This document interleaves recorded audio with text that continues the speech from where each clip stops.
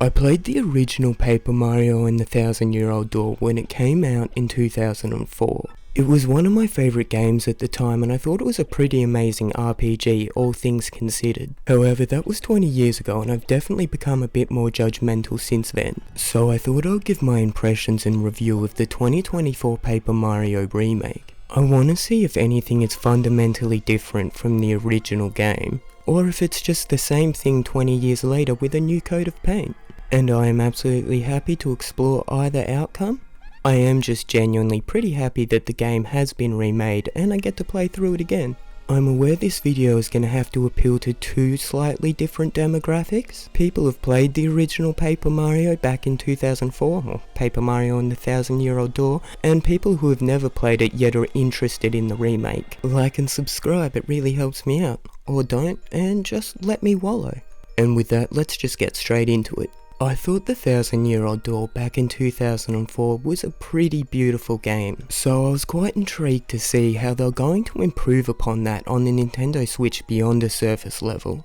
And straight away, despite the Nintendo Switch's hardware limitations, you can see that this is going to be a very beautiful game. I think Nintendo tend to lean into the fact that they are actually making games, and they're not trying to recreate real life and make graphics as realistic as possible. You already know you're playing a game, so why not make it look like a game, and then make that experience as beautiful as possible?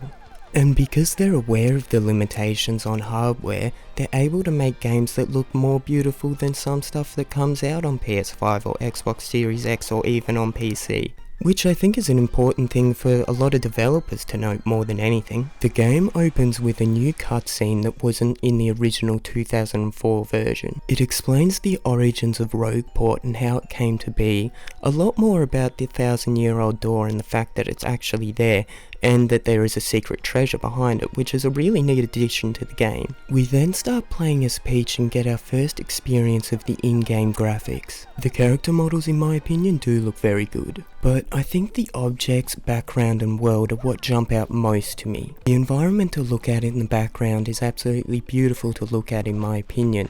And I like how they've been able to evolve the original paper aesthetic. Everything in the background still looks like paper, but it looks like it's been very meticulously crafted by some kind of origami master or something. It does look just brilliant. The 2D character models interact with the 3D background in a very good way in my opinion, and creates a very good definition between the two. Despite how much I enjoy the graphics, one of the first things I noticed was the game just didn't seem to play quite as fluently as I thought it would. Even the movement in the beginning felt a little bit clunky and didn't feel like 60 frames. And that's because the game is locked at 30 frames, which I find to be a very intriguing choice. This game is built around responsive, sometimes frame perfect combat, and having it locked at 30 frames makes it feel somewhat unnatural. This means in combat sometimes it feels like you have to slow down everything that you're doing, and your timing in combat can be hard to determine, and this problem is compounded further by the Switch's hardware, aka Joy-Cons and wireless controllers. Playing at 30 frames per second with 2D models makes me feel like I'm in George Orwell's 1984, and you can probably tell that I've never read 1984, but neither have you. You can get the original 2004 version to run better on an emulator than the new 2024 remake plays on the Switch. Despite all my complaining though, I do understand why they have chosen to lock it at 30 frames per second, and that's because of the difference in power between the docked mode and the handheld mode. You can't be going from 60 frames per second while it's docked to 30 frames per second in your hand, because then you're dealing with double the amount of frames or half the amount of frames, which would make everything you do in combat feel a bit inconsistent and you'd have to adapt. Despite that excuse, I don't care at all. They should have made the game look slightly worse and given me the option to play the game at 60 frames per second if that's what I wanted to do while docked. Essentially just give people the option to choose between performance and quality, then only lock the handheld mode to 30 frames per second.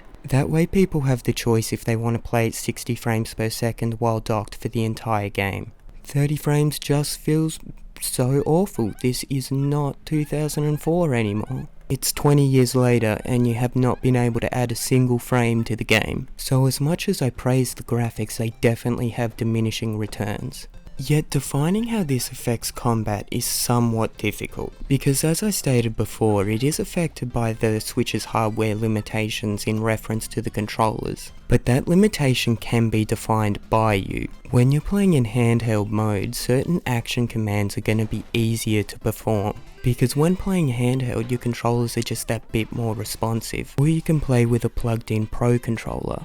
And these things do mitigate the hardware issues. However, I chose to play with wireless Joy-Cons about 2 meters away from my Switch, and this creates a strange dynamic. Because you have to press the right buttons at the perfect time to improve your performance in combat, having a slight delay in your controller makes it harder to figure out those specific timings. However, you do learn to adapt to the delay in your controller, especially when you're expecting it. So for me, it felt like I had to learn the timing of the delay, and then when I started screwing up, I put it down to a skill issue. Sometimes it does feel like there is a slight issue with the way combat performs, but you do adapt to working around that, which I obviously can't say is a good thing, but it's your choice how you choose to play. And for the point of the review, I'm essentially just making things more difficult for myself. However, you should be able to play in whatever way you are most comfortable. And the 2024 remake of Paper Mario, despite how much I actually do like it, doesn't really give you that feeling. You're gonna want to play in one way the entire game, and the most comfortable way for you to play may make the game harder, which just genuinely isn't good design. So you may as well have just given me 60 frames per second if I had to put up with all of this anyway. And the reason I can be so critical about this is because I love all of Mario's time-based RPGs. I love Superstar Saga. I love the original Paper Mario 2004, which felt more responsive than this. Played Super Mario RPG Remake recently and it didn't have these similar problems. So they've gotten it right so many times, yet they didn't get it right here, and I just find that to be a slight disappointment. Although let's define the combat a little bit further than me just complaining about timing. The basis for the combat is a basic yet really fun RPG that can be quite challenging at times. So Mario starts off with 2 basic abilities, one of them being his jump and the other one being his hammer. You can jump on an enemy's head doing 1 damage, and if you press A at the right time, you'll do a second jump doing an extra point of damage, which is why the timings are so important. The jump is most useful against flying enemies, which your hammer cannot hit. And when jumping on a flying enemy, you'll knock them to the ground, giving you more options on how you want to defeat them. Some enemies may have spikes or spears, or other sharp things that you don't want to jump on, and if you jump on the wrong enemy, you will take damage as a result. When you encounter these spiky enemies, that's when it's time to use your hammer. With the hammer, you just have to hold back the stick and release it at the right time, and it'll do 2 damage straight up.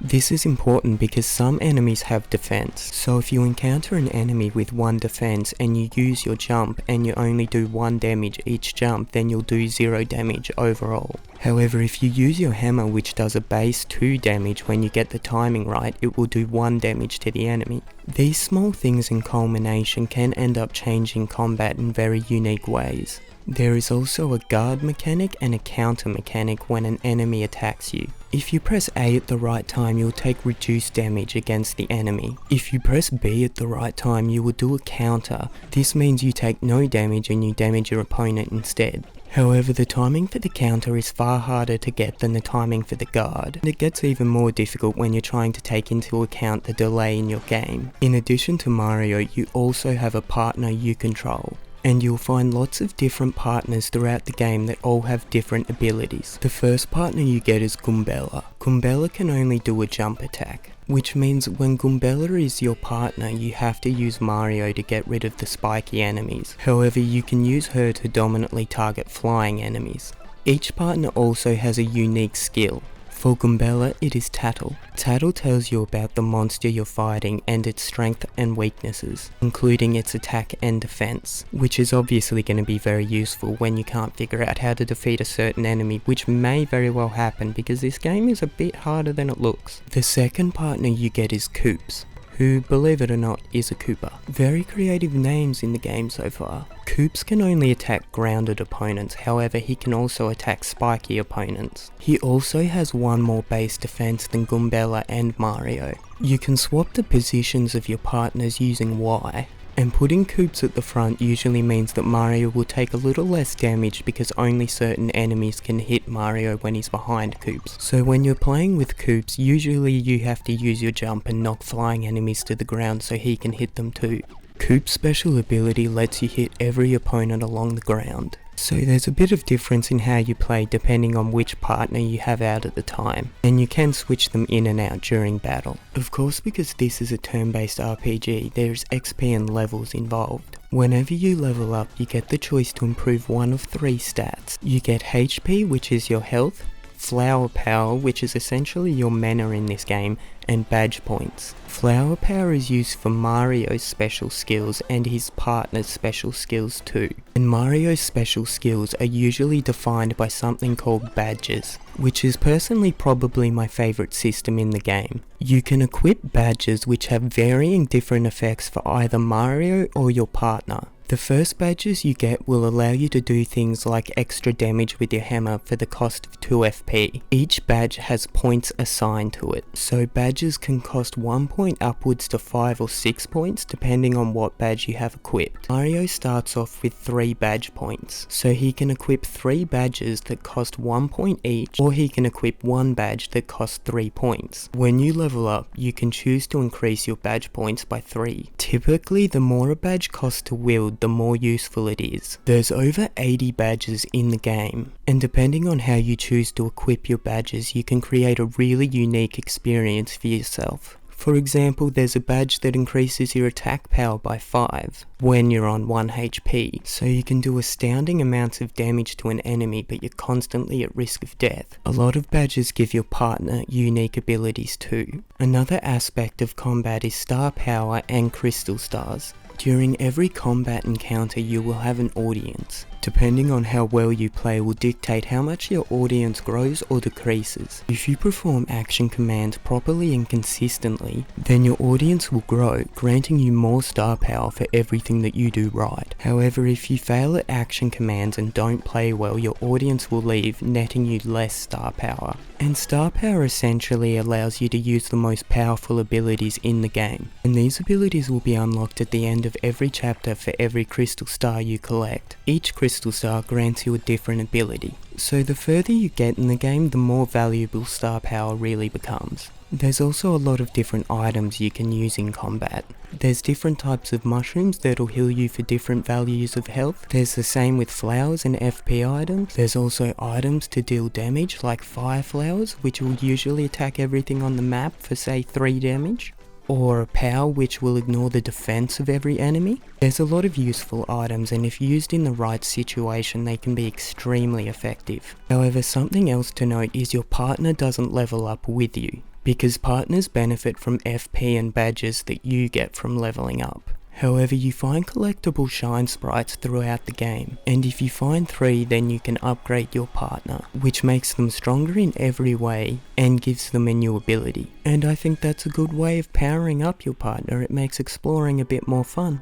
So I think it's a good time to bring up how Mario interacts with the world outside of combat, because I do think it is one of the most fun aspects of the game. Mario unlocks abilities throughout the game that allows him to traverse the world in various different ways. Mario gets these abilities when you complete a main story quest that unlocks a chest that always curses you. However, it's never an actual curse, it's always something useful and necessary. The first ability you unlock allows you to turn into a paper aeroplane. So this allows you to use certain platforms with an aeroplane on them to reach areas you couldn't reach before. The second ability you get allows you to turn sideways, which doesn't sound like much but allows you to get through little gaps that you couldn't get through before. Your partners also have unique abilities that can be used outside of combat. Goombella just gives you information on what to do but doesn't have any real mechanics. However, with Koops you can kick his shell, and you can use the shell to hit items or switches that you couldn't get yourself. You can also hold the shell in place while you run around to complete various different tasks. You will have to mix and match your abilities and your partner's abilities to be able to get through all the puzzles in the game. The more abilities and partners you unlock, the more complex the puzzles tend to become. As I mentioned before, there were collectible shine sprites to pick up. There's lots of different items throughout the game that you'll find by exploring. Some are just items to be used in battle like mushrooms or flowers. There's a lot of cool badges that you can find, and there's also another collectible item called star pieces, and you can trade in star pieces for rare badges, so you want to find as many as possible. And I will say exploring in this game is just genuinely a lot of fun. Paper Mario and the Thousand-Year-Old Door is also one of the best written Mario games in my opinion. There's a lot of humour and it plays off a lot of the tropes that Mario has created quite well. Peach gets kidnapped again, but not before giving a map to Mario. This map leads to the crystal stars in the Thousand-Year-Old Door. Mario has to go to various different locations in order to collect the crystal stars, and he meets a lot of fun and unique characters along the way.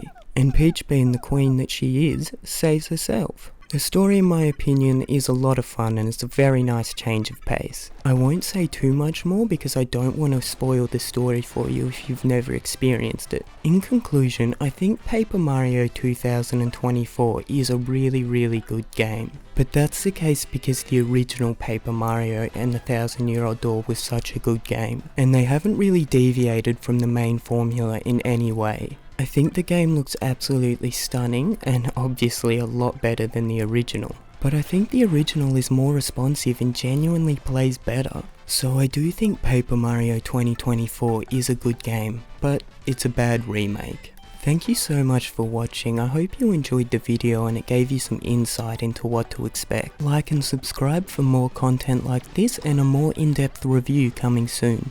Goodbye and have fun.